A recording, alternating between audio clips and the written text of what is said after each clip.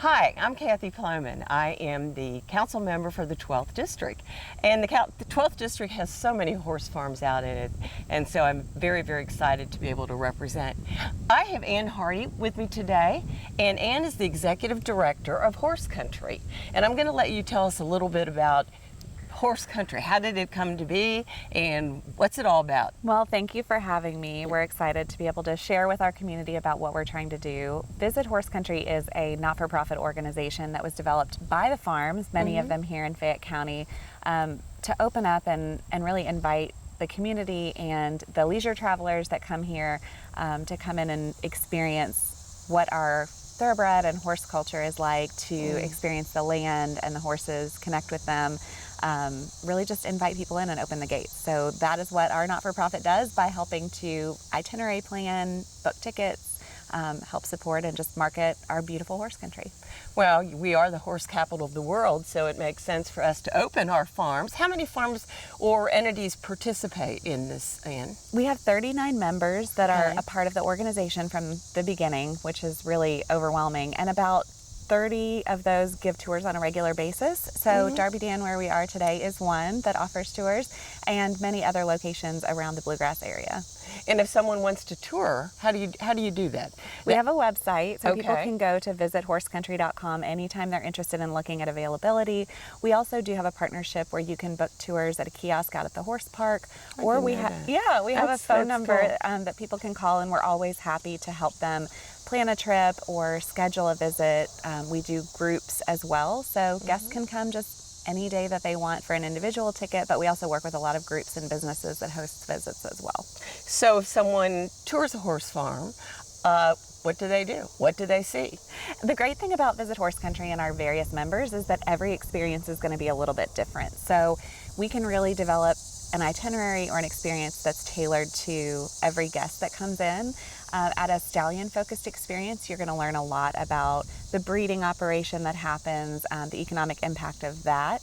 You'll also get to see some of the stallions. Typically, those guys are a little bit more hands-off because they have big personalities. At a nursery farm, you're going to go and get to see mares and foals, or maybe the yearling prep for the sales.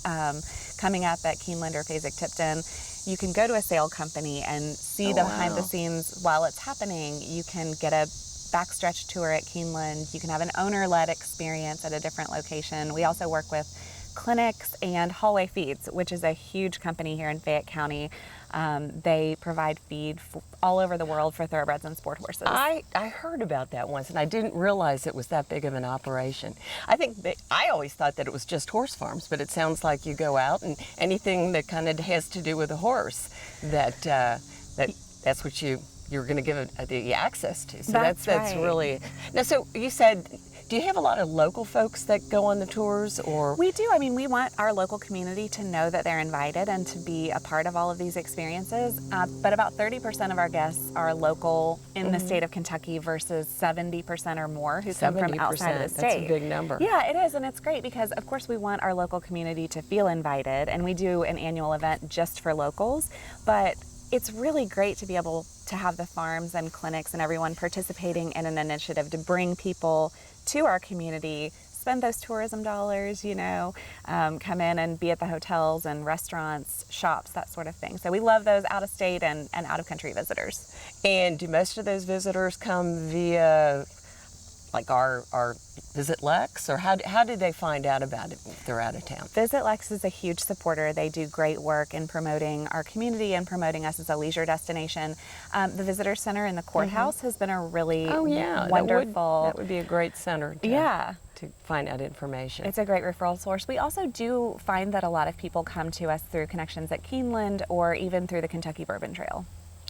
And what's the cost? I mean, does it vary per farm, or It really varies more per experience. Okay. So we've always had kind of a basic tour, your hour to hour and 15 minutes. Is that what it is? An hour and 15 minutes normally? Okay. Yeah, that's the kind of baseline tour. And those tickets are about $23 for adults, and then that's there's reasonable. a discounted rate for kids. We also have group discounts if you're bringing large groups of people. Now, we can move up from there, and you can have a completely private experience with just your family, your group, your friends. That would be pretty cool. Yeah. I would like to do that. You can pay a little premium to have the owners come and spend time with you or lead the tour. So there are all kinds of different experiences that really build on that basic tour. Now you mentioned, I remember like a weekend or two where local folks could come and it was open and complimentary. Yeah. And what's that called, and when is that? We call that Meet the Neighbors, and that's been an annual event since we got the tour started about 3 years ago.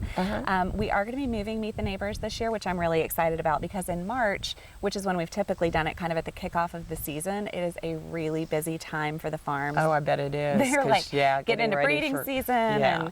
And so we've decided to move the event to July in 2020, which is going to allow us to host even more people. Yeah, and I think a lot of folks are doing the vacation thing in July, so that'll be good. For sure. Kentucky is cool right now, and Visit Lex has done a great job of drafting they have onto done that. a super job. I think about Railbird, which we, our members were a part of in offering special experiences as a part of the music festival. So all of those things that Visit Lex and our community is investing in to bring in more tourists and leisure travelers and guests, we just are excited to be a part of that.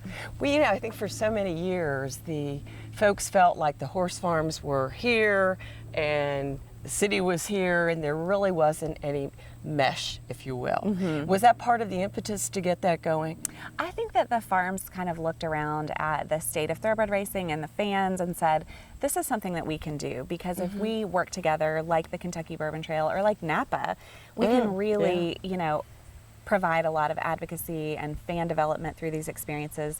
They would have said, every time I have someone out to the farm, I have a 100% strike rate. They always love it when they leave. And so if we can do that in a coordinated way and we can make it a regular thing, then it can integrate and really support tourism, but also fan development of the farm.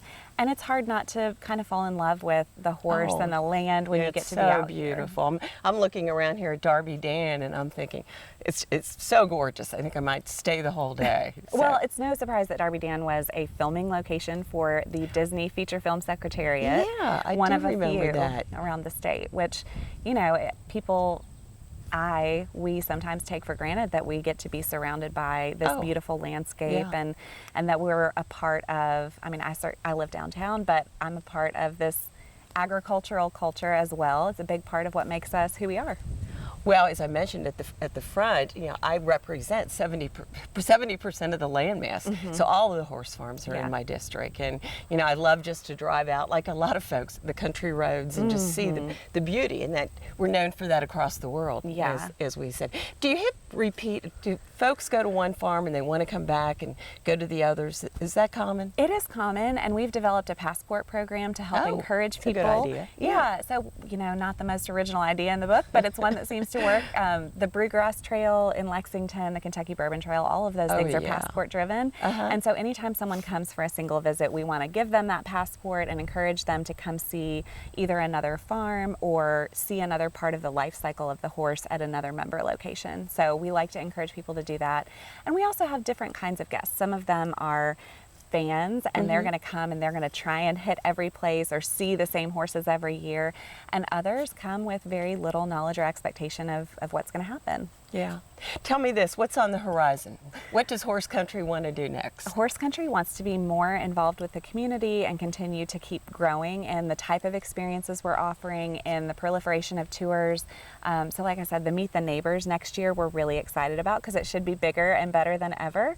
And we're adding lots of new tours every month, it seems like these owner experiences or other things like that. Do you go out of Fayette County? We do. We have members in Fayette, Woodford, Bourbon, Scott, Jessamine, and Oldham. Oh, that's great. Yeah, but there's of course a huge contingent that are right here in Fayette County. Oh, yeah.